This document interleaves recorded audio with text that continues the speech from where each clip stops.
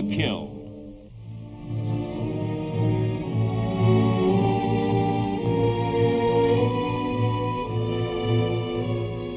The U-boat will decide the outcome of the war. This is what Hitler is telling the Germans, as his underwater sailors harvest victory after victory in the Battle of the Atlantic. The realities support him in mid-1943. The massacre by German submarines is costing the American republics and the British Empire millions of dollars. Thousands of Allied sailors are dead. And for this, Hitler honors his naval high command.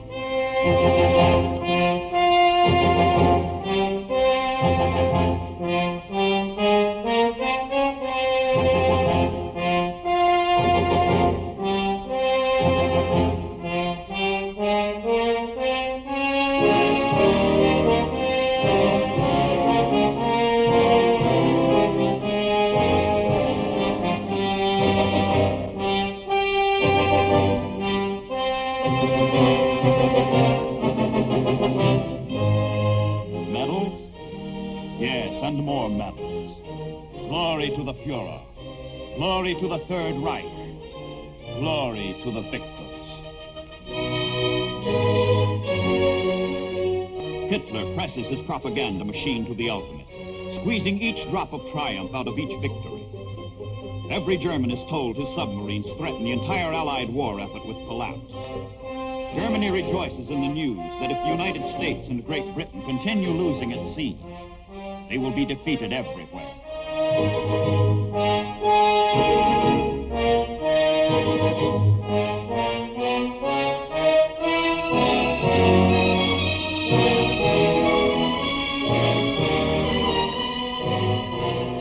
Hitler, whose pride has been his army, is now convinced that submarines deserve top priority in his war economy.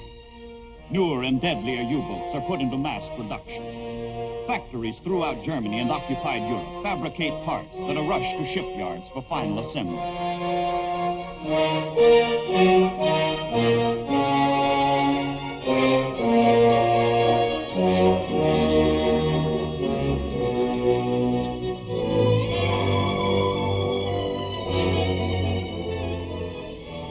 But as the Nazis turn out newer and more murderous models, the doom of the submarine is being sealed by the Allies.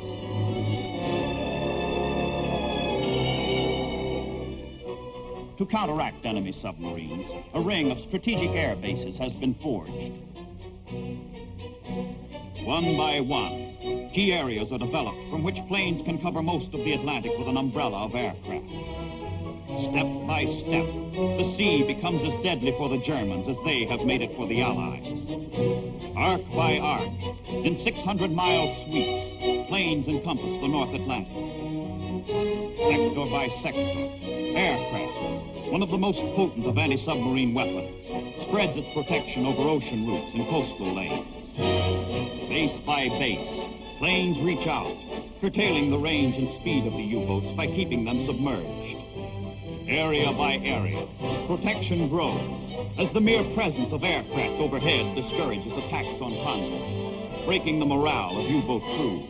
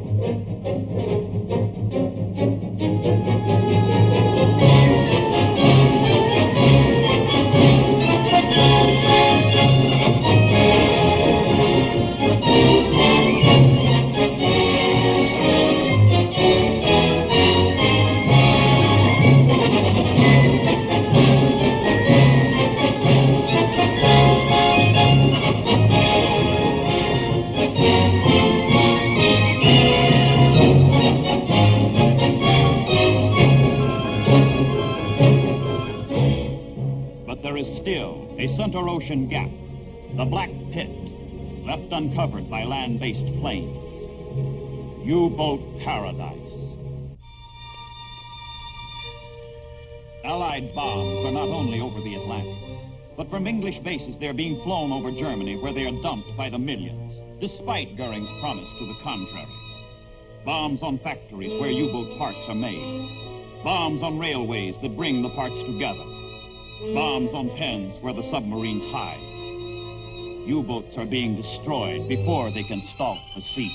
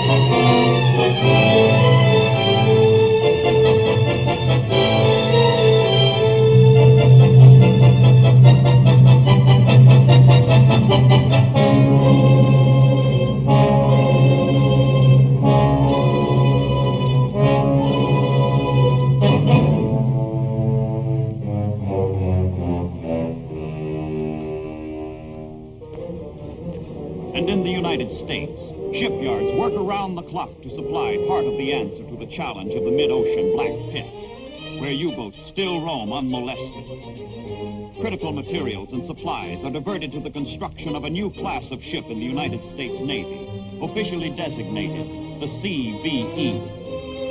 Their crews will call them jeep carriers or baby flat tops. But jeep carriers alone are not enough. The Navy begins training pilot candidates with special aptitudes and building the planes for those who pass the rigid tests. All three elements of the plan: building the ships, training the men, turning out the planes, progress simultaneously in an all-out effort aimed at killing enemy submarines.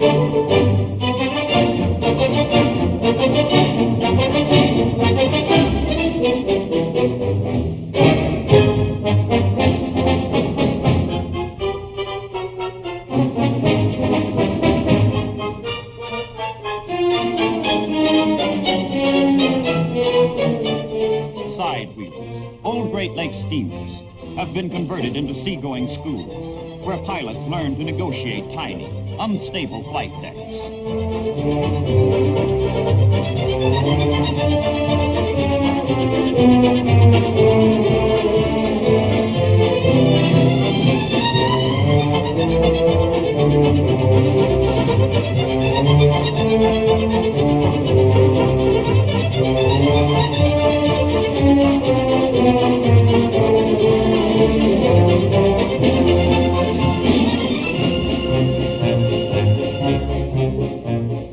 Baby flat tops, small but tough.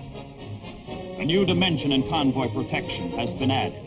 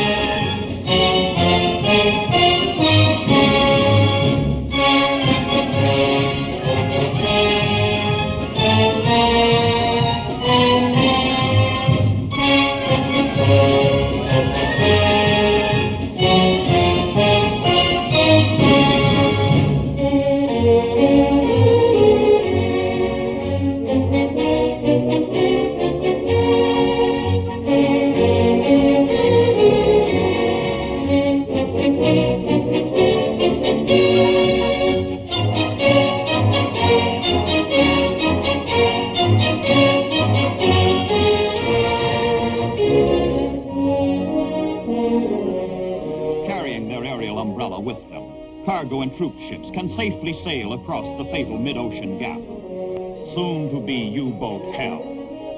No enemy submarine can surface anywhere in the Atlantic, from the Arctic to the Antarctic, without fear of destruction. The Allies force the sea lanes open for the liberation of Europe, for ultimate victory.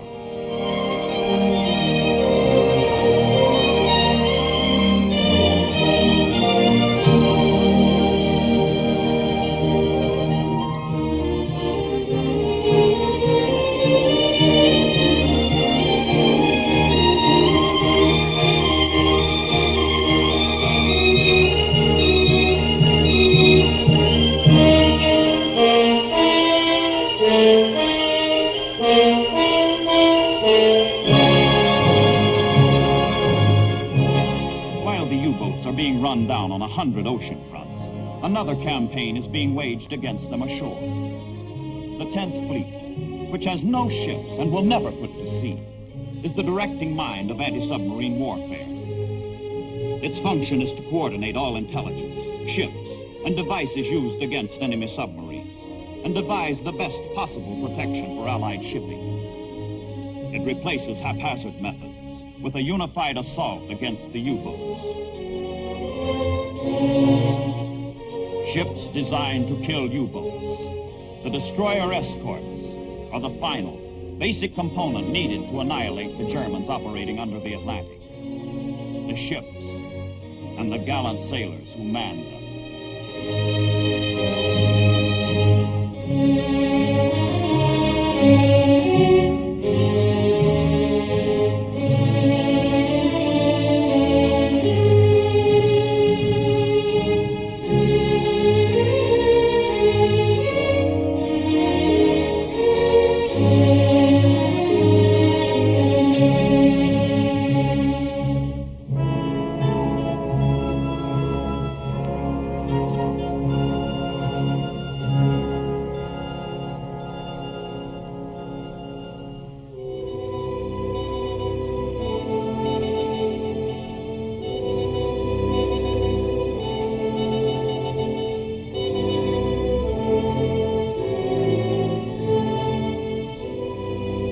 Many a U-boat's death is plotted in research centers, where extraordinary instruments are invented and perfected to aid in detection, pursuit, and the fight. Instruments that link ship to ship, ship to plane, plane to plane, in unified hunter-killer groups.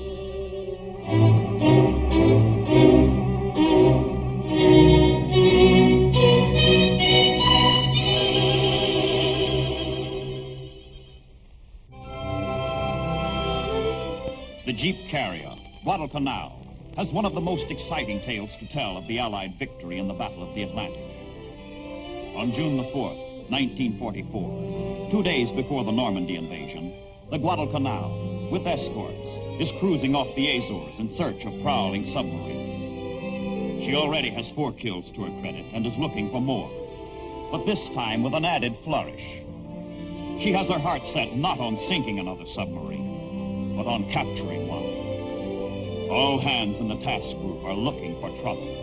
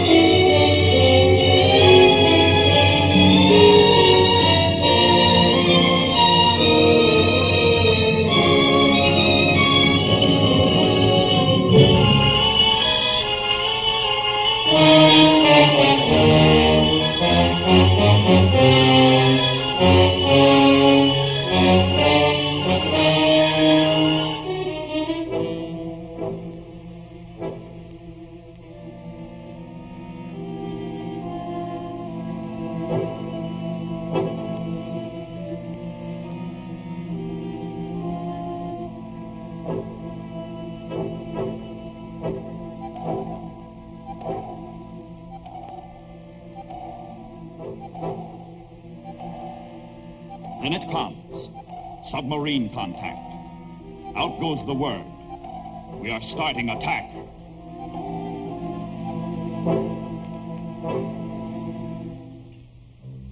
Inside the unsuspecting submarine, everything is relaxed and routine. It is Sunday and the Germans are taking it easy. But there is a surprise in store for them.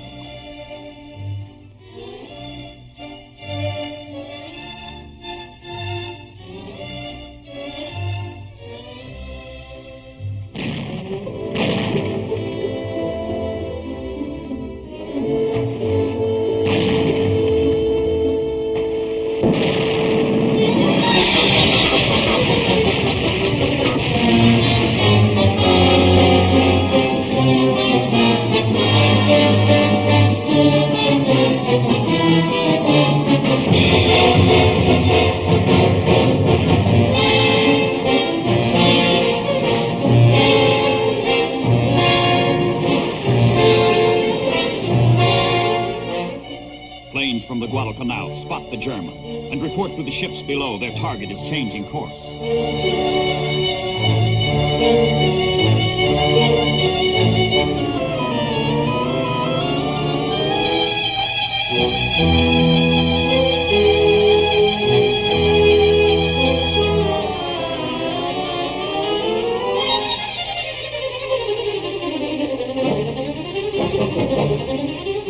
One of the planes swoops down to mark the U-boat's location with machine gun fire.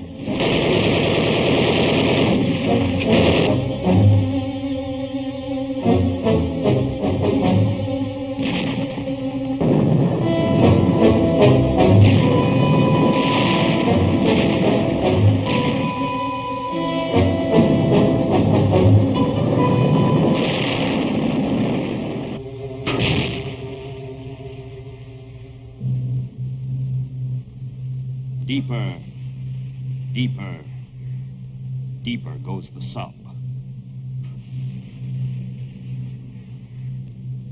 Cut the engines. Silence. But there is no escape.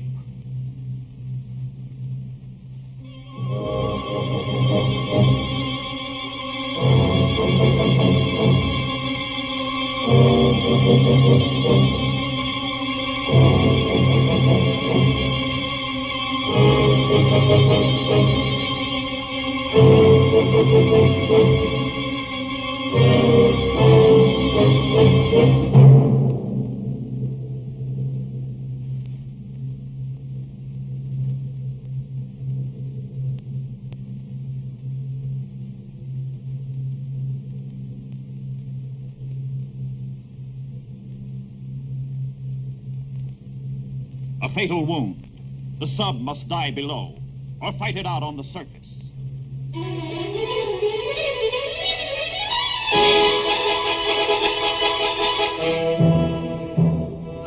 She's coming up.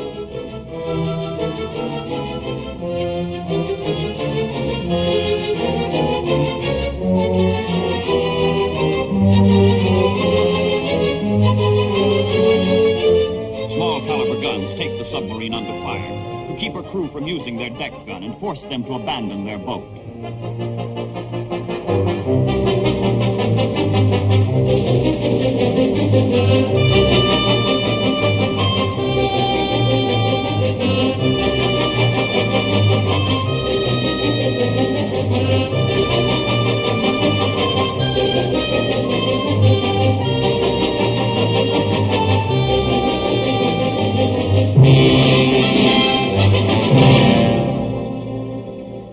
'The ancient order rings out.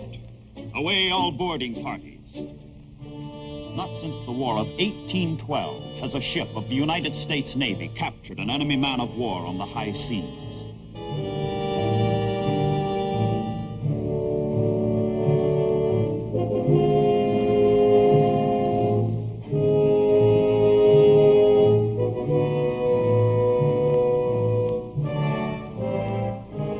German sailors are taken prisoner, including the captain of U-505.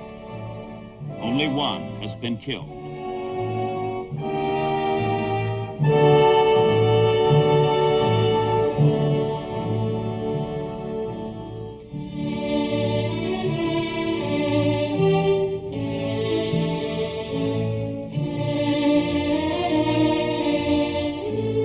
The Guadalcanal brings her prize, defeated and helpless, alongside for towing back to Bermuda.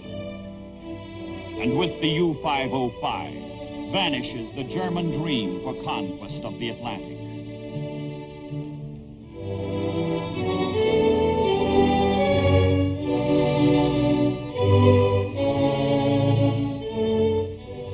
Before Germany's unconditional surrender, 866 Axis submarines lie dead on the ocean floor. Victory in the Battle of the Atlantic is the result of teamwork between the Allies and integration of all weapons.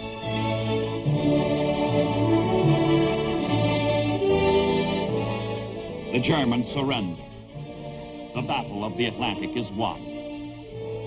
The desperate, vicious struggle is over. To Allied airmen and sailors who have restored freedom to the seas, all honor for making victory possible in World War II.